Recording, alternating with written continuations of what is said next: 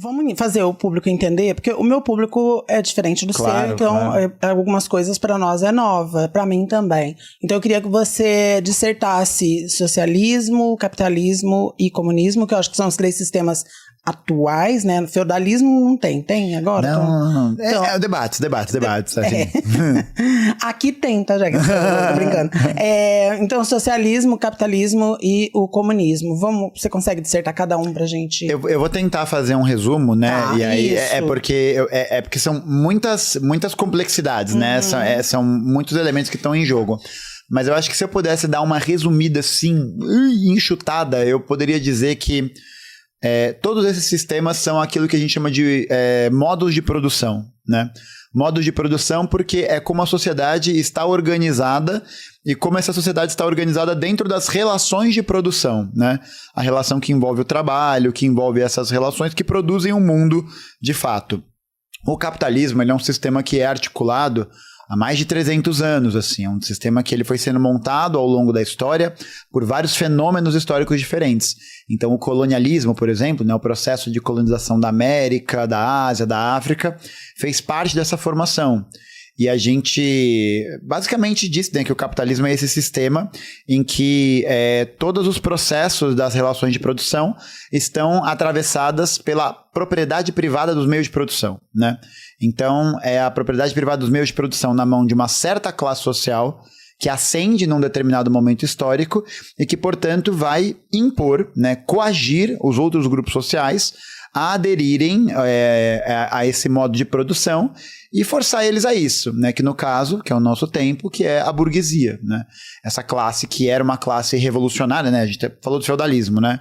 Até a ascensão da burguesia, a gente tem como classe dominante dentro do aspecto da formação geral da história europeia, da história das Américas e tal, uma nobreza, né? Uma classe que é muito ligada a essa coisa próxima de uma nobreza medieval, de um feudalismo. E aí você tem uma série de mudanças históricas que vão acontecendo ao longo de séculos e que vão acabar promovendo a ascensão de uma outra categoria de pessoas dentro da história. E aí a burguesia, visando justamente, né, conseguir dominar o Estado, né, dominar as instituições políticas para cumprir seus interesses, é uma classe que se torna revolucionária e que vai ser muito baseada nesse ideal da burguesia, né? Que é o ideal do homem burguês, do indivíduo, da ideia da vitória individual, na valorização do lucro, na valorização dessa lógica da valorização, na verdade, da propriedade privada, né? Então acho que é interessante a gente analisar que o capitalismo é esse sistema que vai defender como sagrado a propriedade privada. Então é isso, assim. A vida das pessoas, ela não é sagrada porque há uma coisa mais importante que a vida das pessoas, que é a defesa da propriedade privada, que é justamente isso de você que mantém o poder desses caras, né? Porque aí você cria esse escudo que impede com que esse princípio seja questionado. E no caso, né, do socialismo, a gente tem uma... Posso agregar uma pergunta no capitalismo? Por favor. Porque daí a gente avança. Aí depois a gente volta, perfeito. E você é muito leiga, por favor, professor Gustavo.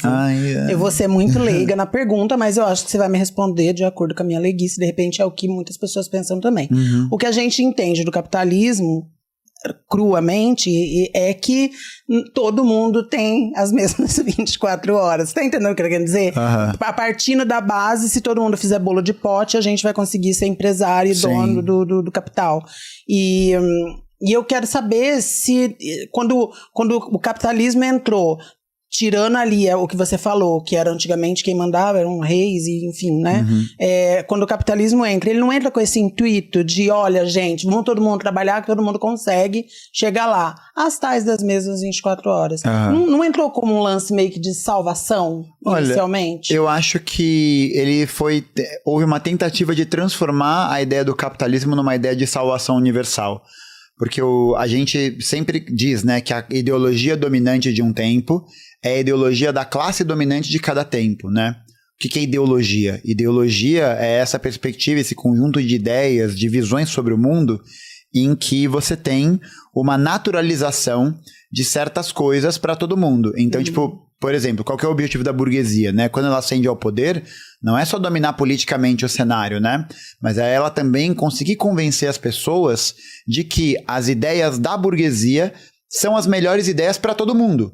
E aí, dentro dessa perspectiva de você naturalizar, né, de você tornar isso aparentemente natural, aparentemente orgânico, você consegue coagir para que o sistema funcione desse jeito. Então, a gente tem essas ideias, né, de que todo mundo tem as mesmas horas no dia. Por quê? Porque aí, dessa maneira, você cria essa ilusão de que as pessoas estão em pé de igualdade dentro desse cenário de competição. Opa, desculpa. Porque aí você meio que cria essa ilusão de que, bom... Portanto, o circuito, né, o sujeito que vai sair vencedor dessa relação é o sujeito que vai ter melhor aproveitamento, né, o sujeito que vai conseguir ali desenvolver melhor as suas habilidades, né, uma verdadeira sociedade que prevê a competitividade entre as pessoas que são proprietários, né. Então, no capitalismo, quem tem direito é quem é proprietário. Quem não tem propriedade não vai ter direito. Tanto que o processo de formação do capitalismo, ele foi calcado, ele foi organizado a partir do poder, né, a partir da influência de certos grupos da burguesia, que eram donos de pessoas escravizadas, que tinham ações dentro dessas empresas que faziam tráfico interatlântico, que tinham negócios nas Américas, que tinham várias coisas que mantinham esse sistema. Então... acho que essas ideias elas foram sendo implementadas a partir de vários sistemas e a partir de várias normas que se expressam de diferentes maneiras, né? Então a gente costuma pensar muitas vezes, né, imediatamente, que o capitalismo se constitui, por exemplo, só a partir da relação econômica, né? Da contratação capital-trabalho, do fato de que é um burguês, é um empresário, um latifundiário que detém um meio de produção, que detém uma estrutura, que detém alguma coisa, e aí ele compra a sua força de trabalho, né? Ele compra as suas horas, né? Ele compra as suas horas para que você possa produzir no local dele, na fábrica dele, trabalhar para ele, gerar valor a partir do seu trabalho, só que aquele montante de valor que é gerado de você, você não vê ele de volta na integralidade, porque o patrão pega uma parte para ele, né? Ele pega uma parte porque é essa parte que ele vai conseguir transformar em recurso para ele poder enriquecer cada vez mais e dessa maneira ele conseguir também valorizar o próprio capital e conforme ele vai valorizando mais o capital, e é uma lógica infinita, né? Por isso que é uma lógica destrutiva. A gente está vendo agora, né? Nas queimadas do norte, é o corredor de fumaça, uma lógica destrutiva, porque é uma lógica de acumulação infinita dentro de um mundo de recursos finitos, né? E aí esses recursos finitos que têm esse limite vão sendo cada vez mais surrupiados por esses grupos. Então é uma lógica que a gente vai ver que tem a tendência a se levar ao monopólio, né? A se levar à concentração de poder por um pequeno grupo de capitalistas que vão fazer o que eles bem entenderem no final das contas, né? Porque beleza, você pode ter... E aí tem tudo isso, né? O capitalismo tem toda essa coisa de... Não, mas veja, isso está na lei, né? As pessoas têm o direito à propriedade, têm o direito a essas coisas. Mas assim, entre o bagulho tá escrito na lei e aquilo ali ser conseguido ser articulado e aplicado na prática, né? Na realidade... tem um abismo aí, né? Por quê? Porque nesse sistema é muito mais importante que você tenha esse reconhecimento jurídico, né? Esse reconhecimento legal, essa coisa de estar no papel, do que ser posto em prática de fato, né? Quando a gente olha, por exemplo, está na Constituição brasileira, que toda propriedade de terra deve ter uso social, toda propriedade deve ter uso social, né? E isso não é socialismo, sabe? Isso é social-democracia, assim, isso é tipo, sabe, o mínimo do mínimo. E nem isso é cumprido, assim. E não vai ser cumprido. E eu acho que essa é a questão, sabe? Eu acho que é a questão de ver que o capitalismo ele é um sistema que vai se articular a partir dos interesses dessa burguesia, dessas burguesias, né? Porque isso também é interessante. As burguesias, elas têm famílias que são, né, herdeiras há muito tempo, que têm essa hereditariedade e tal, mas elas estão brigando entre si o tempo todo. Elas estão nessa disputa pela hegemonia do poder, do senso comum. Aí você tem a questão econômica, só que você vai ver que o capitalismo ele também vai ser baseado em outros princípios, como, por exemplo, o colonialismo, né? O colonialismo que vai ser exercido pela Inglaterra, pela França, por Portugal, pela Espanha, é o que vai dar sustentação para a formação do nosso país, né? Que é a formação de uma agricultura voltada para a exportação, do monopólio, da monocultura, da concentração de terra, da violência contra o camponês, da violência contra o trabalhador, e que vai ter um recorte no Brasil, por exemplo, muito forte com a questão racial, né? Então, tipo, Não tem como desassociar essas coisas. Assim como, por exemplo, com a heteronormatividade, porque para o capitalismo é muito importante que você mantenha a estrutura da família entre homem, mulher, filho, para que essa reprodução da vida social, né, para que os trabalhadores possam continuar se reproduzindo e assim dar continuidade ao sistema. Então são várias coisas que se articulam em torno da formação do capitalismo. Ele não é uma coisa só ligada à maneira de como a economia funciona. Por isso que é uma questão sobre as relações de produção, né? A produção é a produção da vida, né? A produção de todas as coisas em todos os lugares, em todos os meios em que a gente está inserido, sabe?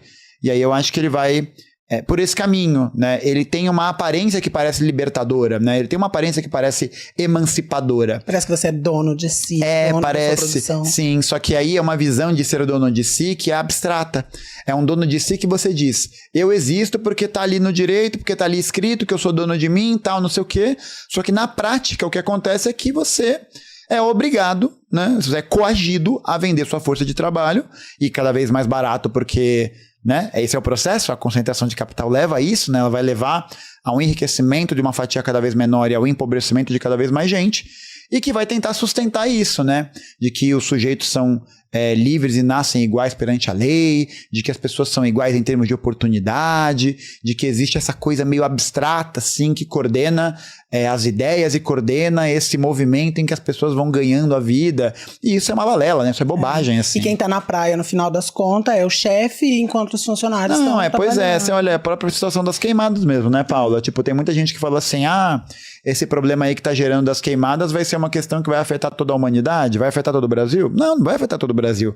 Sabe por quê? Porque os latifundiários, a galera, e é latifundiário, fundo de investimento, banco, vai tudo pegar o dinheiro que eles têm na Bolsa de Valores, vai pegar todo o dinheiro que eles ganham nessa lógica de exportação, vai jogar num paraíso fiscal, vai pegar a família, se mudar para lá e vai deixar o resto da gente queimar aqui.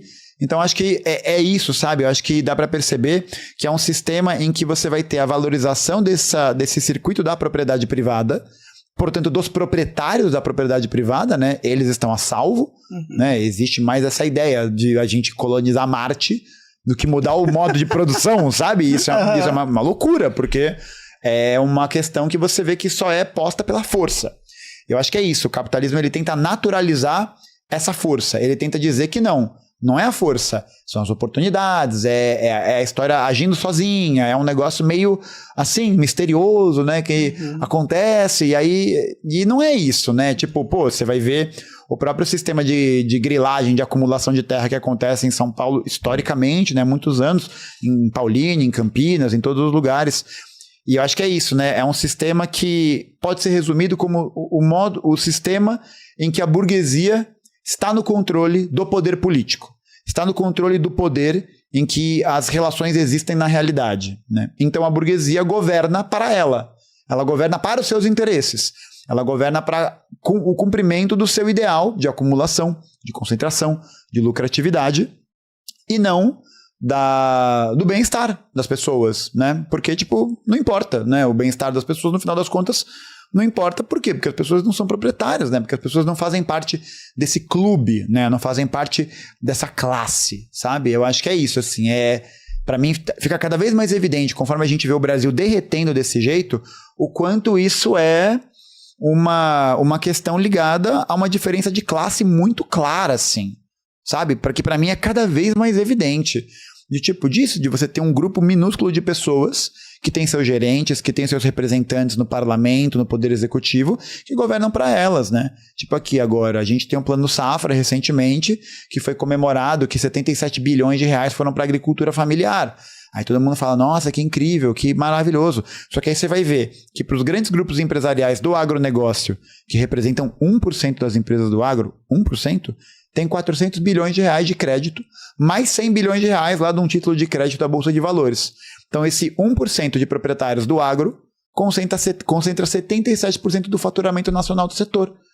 E aí é uma situação de acumulação cada vez maior, de monopolização, e que vai gerando isso, né? E aí que tá, acho que o pulo do gato, né, do marxismo, de ter conseguido, do Marx, do Engels e tal, de ter conseguido vislumbrar, né, cientificamente como isso opera, como isso acontece, Não como uma força misteriosa, né? Não como uma coisa da vontade, uma coisa meio assim. Não. Mas mostrar matematicamente. E até matematicamente, assim. O Marx lá no Capital, ele tem lá as operações, que ele vai falar do mercadoria, dinheiro, não sei o que, circulação.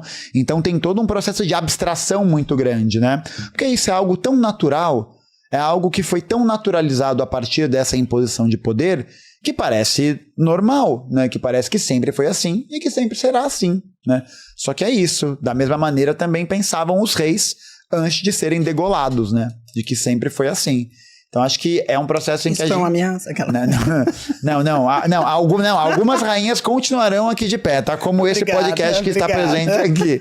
Mas eu acho que é isso. É muito louco ver como ele é um sistema que expressa essa contradição. A contradição em que para uma classe continuar existindo e tendo o estilo de vida que ela tem, ela submete todas as pessoas praticamente a condições de vida miseráveis, a coisas cada vez piores. O capitalismo está falido, então? Eu acho que não. Falido, não? Não. Eu acho que não, porque não é uma questão dele ser falido ou dele ser bem sucedido. Porque ele sempre foi bem sucedido. Para quem? Para quem? Tá, acho que esse é o ponto, assim, chave.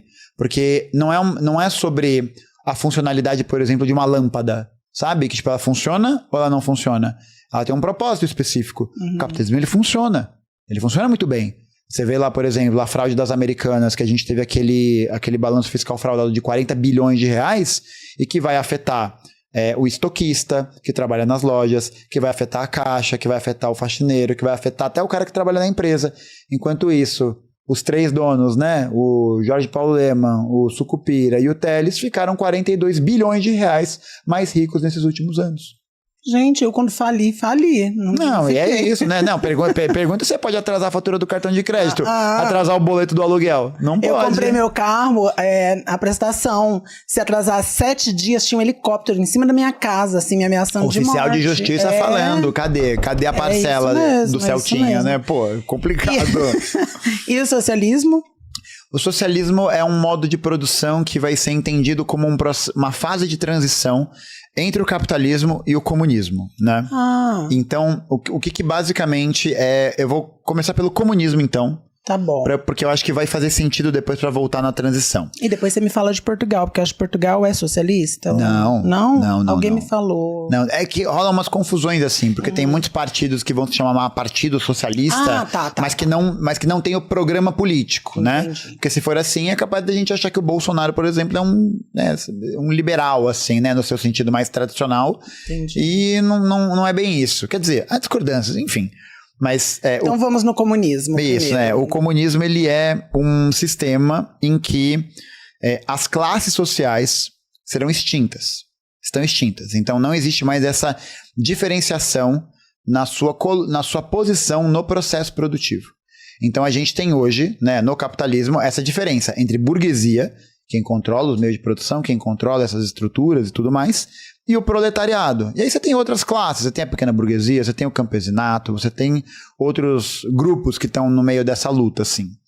E o comunismo é essa sociedade em que as classes sociais estão extintas, em que elas não existem mais, porque esse processo de organização da produção foi realizado de uma tal maneira que os meios de produção foram socializados. Então todo mundo controla os meios de produção. Todo mundo meio que organiza esse processo produtivo. Todo mundo não no sentido meio tipo abstrato assim, sabe? Um negócio meio, todo mundo pode fazer. Não, tem processos de organização na sociedade, não é tipo todo mundo pode fazer. A ideia é que todo mundo possa fazer todas as coisas em diferentes tempos e que a gente não seja mais escravizado por essa posição que a gente ocupa na relação de produção. Então você pode, tipo, pescar de manhã, você pode colher à tarde, você pode ler um livro à noite, você pode fazer coisas distintas. Posso dar um exemplo? Por favor. Que eu acho, só pra ver se eu entendi, tá? Existe uma rede de fast food, lógico, ela é capitalista, mas ela tem um sistema de trabalho dentro dela que é assim, hoje você tá no caixa, amanhã você tá limpando, no dia seguinte, literalmente tem um rodízio do trabalho. Então, o gerente hoje é gerente, mas amanhã ele pode estar no caixa vendendo. É mais ou menos isso? Não. Isso se fosse no comunismo, você diz? Isso. Não, na verdade, tipo, é a possibilidade de que as pessoas possam exercer diferentes trabalhos se elas quiserem. Não é necessariamente... Não, é uma parada de você precisar não idealizar, mas você construir na mentalidade das pessoas essa ideia do trabalho coletivo, da socialização do trabalho. Por isso que não é só um negócio de, o comunismo está aqui declarado, né? Pronto, socializou tudo. Não, porque a gente é formado enquanto sujeito dentro do capitalismo. Então, se a gente é formado enquanto sujeito dentro do capitalismo, a gente vai reproduzir as dinâmicas de produção e de reprodução da vida do capitalismo. Então, a gente vai entender a competitividade, o isolamento do trabalho, a divisão sexual do trabalho, a gente vai entender todos esses mecanismos sob essa ótica. Quando a gente está construindo essa nova sociedade, a gente tem que substituir essas ideias, esses valores, sabe? E aí, o socialismo é essa fase de transição, em que a classe trabalhadora toma o poder, em que ela vai passar a exercer o domínio do poder para construir essas condições nessa direção. E aí é um momento no comunismo em que não existe mais Estado, porque o Estado é esse ente que atenua as contradições, né? O Estado é aquela coisa meio que equilibra a luta de classes. Se você não tem mais classe, né, para poder lutar uma contra a outra nesse processo de obtenção e de controle da propriedade privada, você não precisa mais dessas organizações que mediam esses processos. Então o socialismo é isso, é entendido como essa fase de transição, em que você precisa articular uma ditadura do proletariado, né? Essa é uma palavra que assusta muita gente, porque pensa, meu Deus, ditadura do proletariado, né? Céus, que horror. Só que quando você para pensar, a gente vive dentro de um sistema que é uma ditadura da burguesia. Uma ditadura da burguesia por quê? Porque se os caras lá no parlamento, se os empresários, agricultores quiserem fazer o que eles quiserem, o que a gente pode fazer para impedir isso? Sabe? Imediatamente assim. Eles têm a faca e o queijo na mão. Eles determinam isso, né? Com a segurança, com os programas sociais, com a corte de orçamento, com tudo. Então é essa ideia da troca de um grupo que se encontra no poder para tornar essas condições possíveis. Porque ao longo da história a gente viu que nenhuma classe dominante que está no poder, ela vai abrir mão do seu poder simplesmente sem lutar, só falando, entra aqui, é nós, tal, e cada classe vai se tornar revolucionária no seu tempo. A burguesia já foi uma classe revolucionária. Só que ela deixou de ser. Ela deixou de ser porque ela vai justamente articular uma sociedade em torno dos interesses do cumprimento dela, que ainda é uma minoria dentro de todo o conjunto da sociedade. Então ela se torna reacionária, ela vai se tornando reacionária conservadora, né? No sentido de manter o seu poder, né? Ela até se alia com a nobreza, o grupo que ela mesma tirou do poder para poder controlar a ascensão do proletariado, a ascensão dos trabalhadores. Porque pior do que os nobres perderem o poder, eram os nobres e os burgueses perderem o poder. Porque isso significaria que os de baixo, a grande maioria, poderia se subelevar e tomar essas condições. E eu acho que assim, a gente volta para a própria questão científica, né? Acho que o socialismo-comunismo, ele é uma abordagem sobre a estrutura da realidade que não é só uma questão de empatia pessoal, não é só sobre uma questão de gosto pessoal pelo que eu acho maneiro, o que eu acho bacana, mas é de como a economia política está organizada cientificamente. Cientificamente de da produção, da socialização da produção, da organização, de tudo isso. Que nem a gente falou, o capitalismo é um sistema que prevê essa ideia de que você pode acumular infinitamente num sistema que não tem recursos infinitos. Só que quem vai acumular esses recursos? Sabe? Como que isso está sendo articulado? Por isso que a obra, né, do Marx, do Engels, ela tem uma importância histórica muito grande. Muito, muito grande. Porque o socialismo, né, o marxismo-leninismo, ele se torna uma arma de organização para a classe trabalhadora, porque permite que a classe trabalhadora entenda os meandros do seu processo de exploração, todos os detalhes desse processo, né? Não é uma coisa fácil, né? Não é um negócio fácil, de tranquila compreensão. É um negócio que demanda estudo, que demanda essa reflexão, que demanda esse debate, mas que precisa ser entendido sobre essa ótica, né? Um partido comunista, né? O Partido Comunista é um partido para poder construir as condições para esse movimento de construção da Revolução Brasileira.